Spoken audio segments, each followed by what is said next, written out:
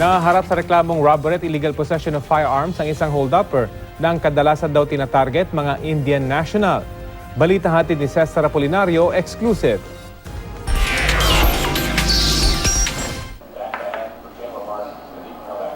Isang hold-upper ang naaresto ng Quezon City Police. Ang binibiktima raw ng suspect na si Christopher Canapi, mga Indian national. Ayon sa pulisya, naisumbong na ng ilang Indian na si Canapi ay miyembro ng Mokoro Hold-up Robbery Group na nasa likod daw ng serye ng pagnanakaw sa mga nagpapautang ng 5-6 sa matataong lugar sa Cluster 3, Barangay Tatalon, Quezon City.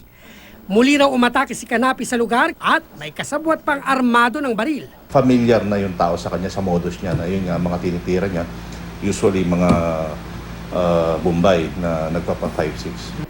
Pero hindi Indian ang na-hold up ni Canapi, kundi isang factory worker. Nilapitan po ako tapos tinutukan ako ng baril. Nilakad po ako sa may iskinita. Bigla niya po akong dinibdiban.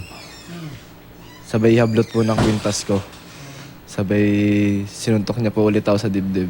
Sabi pa ng biktima, inakala raw ng suspect na nagpapa 5-6 siya. Tinakot daw siya ni Canapi na ipapatokhang for ransom gaya ng ginawa raw sa isang Korean national. Pinagbantaan niya po na pag nagsumbong po daw ako,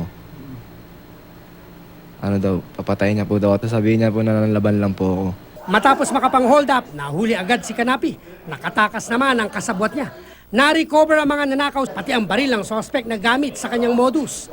Itinanggi ng suspect na tinatarget niya ang mga Indian national, maging ang pang-hold up kay Marfil. Tinubos lang daw niya ang kwintas ng girlfriend niyang nagsangla sa biktima. Yung kwintas ko na sinanla ng pamangking ko, kinukuha ko po sa kanila. Nahaharap si Canapi sa reklamong robbery at illegal possession of firearms. Cesar Apolinario, GMA News.